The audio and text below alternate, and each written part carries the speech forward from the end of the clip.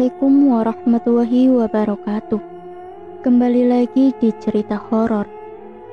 Pada episode kali ini, saya akan membawakan sebuah cerita tentang pejabat pemakai susuk berlian dan emas. Diangkat dari tweet yang dituliskan oleh @penulismalam94.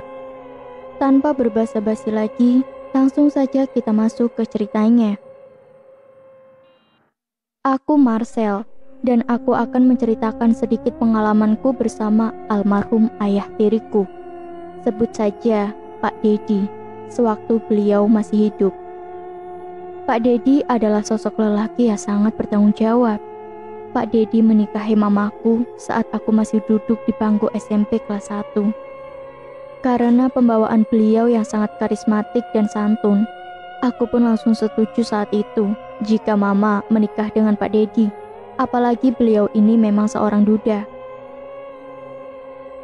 Singkat cerita, setelah awal pernikahan Pak Dedi dengan mama, aku langsung diajak pindah ke kota Malang. Karena tugas beliau yang menjabat sebagai kepala daerah salah satu instansi negara. Awalnya mama sendiri tidak menyangka jika Pak Dedi adalah seorang pejabat yang punya kedudukan tinggi. Karena saat dahulu mama ta'aruf, beliau hanya berkata jika dirinya cuma PNS dengan gaji pas-pasan saja. Namun beliau menjamin akan memenuhi untuk kebutuhan satu anak mama. Setelah dijalani hidup bersama, antara aku, mama, dan almarhum Pak Dedi ini memang merasa ada banyak kecocokan. Mungkin saja mama sebenarnya merindukan calon suami yang satu imam agar bisa menjadi imam sholatnya. Aku pun merasa jika Pak Dedi ini bisa lebih memperhatikanku daripada papaku sendiri, hingga aku tidak merasa canggung untuk bercanda dan berbagi cerita dengannya. Beberapa bulan setelah pernikahan mama dan almarhum Pak Dedi berlangsung, ada sedikit keanehan yang dirasakan oleh mama. Pak Dedi sering mengeluh sakit kepala yang tidak tertahan. Saat dibawa ke rumah sakit dan medical check up, tidak ditemukan suatu penyakit berbahaya.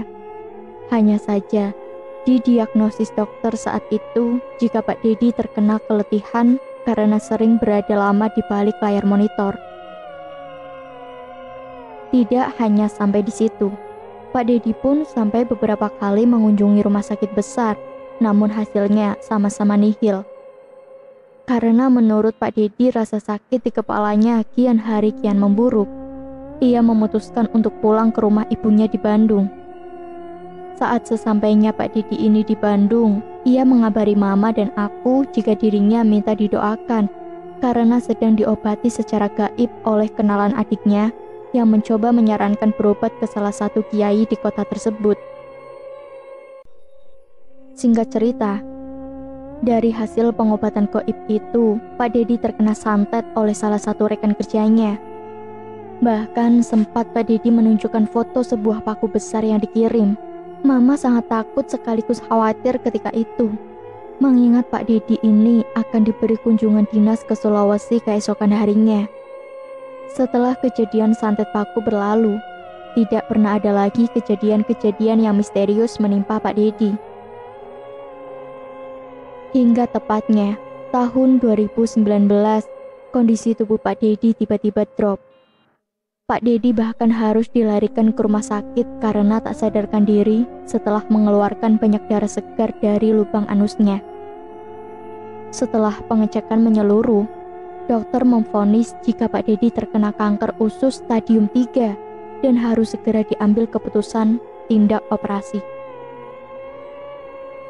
Lambat laun Pak Dedi harus menyerah dengan penyakit kanker yang menggerogotinya, hingga ia memutuskan untuk pensiun dini serta pindah ke rumahku yang berada di kampung atas kemauan beliau. Tahun 2010, kondisi fisik beliau sudah semakin memburuk. Ditambah lagi, Pak Dedi beberapa kali terkena serangan stroke yang membuat setengah tubuhnya lumpuh total. Pak Dedi hanya bisa terbaring dan makan melalui selang dari hidung. Beberapa kali Pak Dedi ini bahkan sempat dinyatakan telah meninggal karena jantungnya yang sudah berhenti berdetak dan sudah tidak ada nafas. Namun anehnya, pada jam-jam tertentu, ia akan kembali membuka matanya. Menurut pengakuan Mama, saat Pak Dedi sedang diam, ia sering berbicara. Bahkan Mama berkata jika Pak Dedi suka menatap dengan penuh amarah dan seperti merah menyala. Saat menjelang kematiannya, ada hal-hal aneh lainnya yang turut aku rasakan. Di rumah sering terlihat sosok bayangan kakek-kakek berbaju serba putih yang matanya merah menyala. Bahkan gilanya, saat aku, Mama, dan Bik Sri sedang makan, tiba-tiba gelas Mama bergeser-geser sendiri seperti ada yang memainkannya. Kondisi semakin mencekam saat Bik Sri melihat Pak Dedi sedang melotot melihat ke suatu titik di rumah dengan mulut yang menganga. Kami bertiga saling beristighfar dan berdoa merapalkan surat-surat pendek yang kami bisa, hingga pada akhirnya Pak Dedi tertidur. Perlu teman-teman ketahui, saat menjelang akhir wafatnya Pak Dedi, kami sekeluarga belum tahu, kalau Pak Dedi ini menggunakan susuk. Kami berpikir gangguan-gangguan itu hal yang wajar, karena kami percaya jika 40 hari sebelum wafat, banyak para demit yang mengelilingi karena ada tarikan daya ilmu metafisika yang seperti magnet. Aku sendiri sebenarnya merasa terteror saat aku sedang mengambil air, tiba-tiba gelasku pecah. Dan Bik Sri mengaku ketika mencuci piring, ia sering sekali tangannya berdarah karena terkena pecahan piring.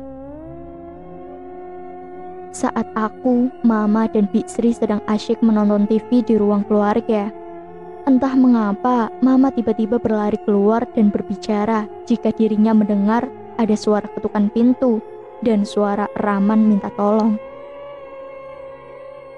Bik Sri kemudian mendekati Mama keluar rumah, dan sama sekali ia tidak melihat dan mendengar apapun. Di suatu ketika, pernah Mama sampai teriak saat ia melihat almarhum Pak Dedi ini berdiri tegap seperti orang tidak sakit dan wajahnya pucat seperti mayat. Aku dan Bik Sri kemudian berlari menghampiri Mama. Namun Mama sudah tergeletak pingsan, seperti layaknya estafet teror itu kini berganti kepadaku. Keesokan harinya saat aku menonton bola hingga larut malam, tiba-tiba channel TV itu berpindah-pindah sendiri. Aku yang sempat bergidik mencoba menenangkan diri, meyakinkan jika itu hanyalah remote TV yang rusak. Aku kemudian mematikan TV untuk sekejap dan melanjutkan menonton bola kembali. Namun saat keadaan TV yang mati karena adanya efek pantulan cahaya di layar televisi tersebut, samar-samar kulihat ternyata ada Pak Dedi yang duduk di sampingku. Sontak saja aku menoleh, namun tidak ada siapa-siapa. Aku mengurungkan niatku untuk menyalakan TV kembali. Segera aku beranjak pergi ke kamarku. Saat aku baru saja ingin memejamkan mata, aku melihat siluet almarhum Pak Dedi sedang duduk di tempat tidurku. Aku berkali-kali mengucap istighfar karena ketakutan sampai aku terlelap tidur. Aku yang sudah merasa terganggu kemudian mengajak Mama untuk berbicara dari hati ke hati. Aku meminta Mama segera memanggilkan Pak Ustadz supaya segera mendoakan almarhum Pak Dedi. Jika memang sudah waktunya, biar segera nyawanya dicabut oleh sang pemilik kehidupan, yaitu Allah Ta'ala, agar tak membuatnya pun semakin tersiksa. Akhirnya Bik Sri memanggil Pak Ustadz. Sebut saja Ustadz Udin, yang memang beliau ini penuntun orang-orang yang mengalami sakit keras dan menjelang sakaratul maut. Saat Ustadz Udin baru saja membuka pintu rumah, ia sudah geleng-gelengkan kepala. Mama dan Bik Sri sempat menanyakan ada apa. Pak Ustadz hanya terdiam dan masuk ke dalam kamar tempat di mana almarhum Pak Dedi dibaringkan. Pak Ustadz lalu membisikkan sesuatu di telinga Pak Dedi. Assalamualaikum Pak Dedi. Pak Dedi jangan takut. Saya cuma ingin mendoakan Pak Dedi ya. Pak Dedi hanya mengangguk, menandakan ia masih menangkap omongan dari Pak Ustadz dan mendengarkan apa yang Pak Ustadz sampaikan. Pak Dedi harus ikhlas ya jika Allah menghendaki untuk mengambil nyawa Bapak. karena Allah lah yang memiliki kuasa atas semua kehidupan makhluk di dunia ini. Kematian adalah pasti, semua akan kembali ke dalam tanah. Hanyalah amal ibadah yang kita bawa untuk bertemu Sang Pencipta. Jadi, Pak Dedi tidak usah takut ya, bisik Pak Ustadz lembut. Mendengar hal itu, Pak Dedi tiba-tiba menangis terisak. Pak Ustadz tersenyum dan kemudian berkata, "Pak Dedi, saya mohon tolong Bapak ikhlaskan dan leburkan semua yang tertanam di tubuh Bapak. Allah pasti akan menerima tobat Pak Dedi, karena Allah Maha Penyayang lagi Maha Pengampun." Belum selesai Pak Ustadz berbicara dengan Pak Dedi, Mama seperti memotong pembicaraannya. "Loh, maksud Pak Ustadz apa? Apa maksudnya tertanam? Apa suami saya kena santet yang ditanam orang, Pak?"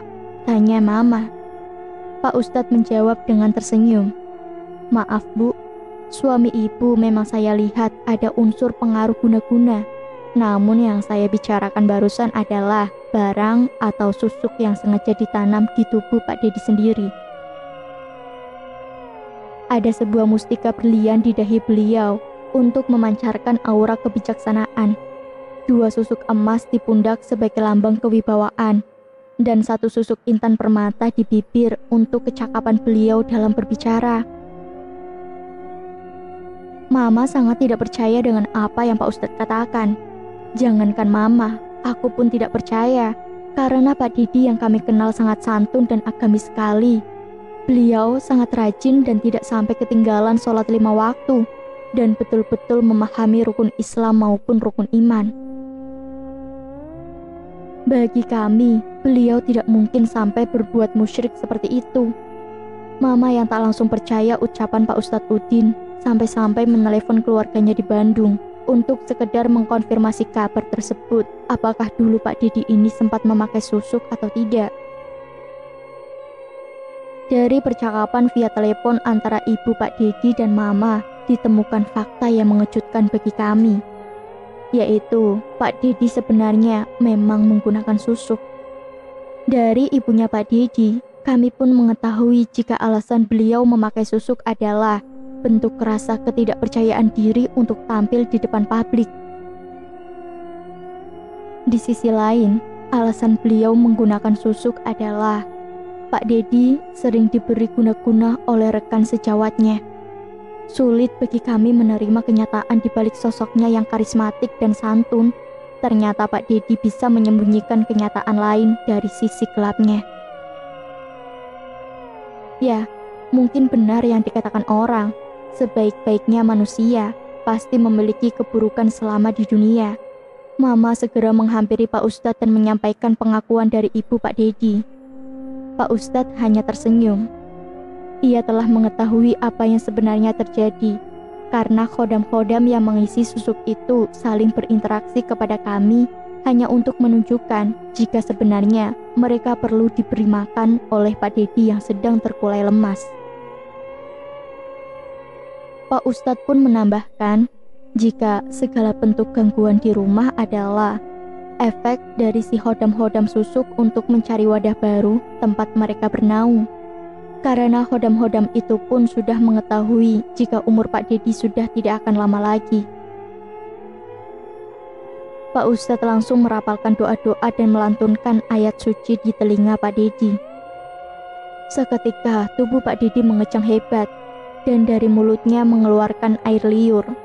Setelah diamati air liur, ada kilatan cahaya yang berbentuk pecahan intan kecil, dan beberapa pecahan kecil berlian serta emas. Pak Ustadz berkali-kali mengucapkan syukur kepada Allah, karena berhasil mengeluarkan susuk-susuk itu. Seketika Pak Dedi langsung tak sadarkan diri. Dalam keadaan yang masih genting, Mama tiba-tiba kesurupan, dan mulutnya merancau tidak jelas. Beberapa kali ia mengumpat kepada Pak Ustadz karena sudah mencampuri urusannya. Ketika kesurupan pun, Mama berkata jika ia menginginkan wadah baru untuk bersemayam. Sebagai gantinya, sosok yang menempel di tubuh Mama akan memberikan kemudahan-kemudahan untuk orang yang menggunakan susuk tersebut. Apa kamu ingin dihormati orang? Atau kamu disegani oleh teman-temanmu? Tenang saja, aku akan membantumu. Pak Ustadz segera beristighfar dan menjawab, tidak ada satupun di dunia ini yang bisa memberikan syafaat atau kemudahan selain izin Allah. Apa yang engkau tawarkan bukanlah kemudahan bagi manusia, melainkan kesesatan dan kesia-siaan. Tak lama, Mama langsung tergeletak pingsan. Aku melihat dengan mata kepalaku sendiri, benda-benda kecil berkilauan itu juga langsung lenyap. Tak sampai 3 hari kemudian, Pak Dedi sudah berpulang dengan keadaan yang sudah bersih dari segala macam susuk yang ditanam. Setelah selesai acara pemakaman, pintu rumah kami diketuk oleh Pak Ustadz. Pak Ustadz datang kembali untuk memberikan pagar gaib di sekeliling rumah kami. Karena menurut beliau, hodam dari susuk itu masih berkeliaran di sekitaran rumah. Aku yang penasaran menanyakan sesuatu kepada Pak Ustadz tentang khodam si pengisi susuk tersebut. Sosok itu ternyata adalah kakek-kakek, memiliki kedua mata yang merah menyala. Dahulunya, kakek itu adalah orang yang mempunyai ilmu kebatinan tinggi hingga dipakai oleh para petinggi Belanda sebagai tangan kanannya. Namun karena tubuh si kakek itu telah dipenuhi oleh ilmu hitam, jiwa si kakek tidak bisa berpulang kepada sang holik, sehingga ia dipergunakan manusia sebagai bentuk khodam yang dipasang di tubuh Pak Dedi saat itu.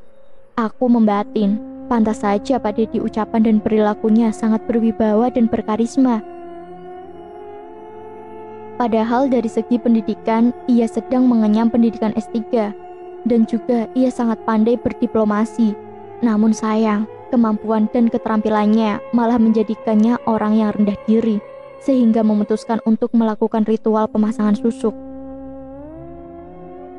Dari kisah ini pun aku belajar, jika manusia yang dari luar terlihat sempurna, santun, paham akan ilmu agama dan juga taat beribadah, pasti memiliki sisi gelap di dalam hidupnya. Begitulah lika-liku perjalanan manusia di dunia. Kita tidak bisa menghindari dosa, namun selayaknya kita harus terus mencoba menjadi orang yang baik, sebagaimana junjungan Rasul atau Nabi yang kita percayai. Sekian dan terima kasih. Cukup sampai di sini cerita horor hari ini. Nantikan untuk kisah-kisah selanjutnya. Tetap stay tune di cerita horor. Banyak sekali pesan moral yang dapat kita ambil dari cerita-cerita ini. Tingkatkan yang baik, hilangkan yang buruk. Wassalamualaikum warahmatullahi wabarakatuh.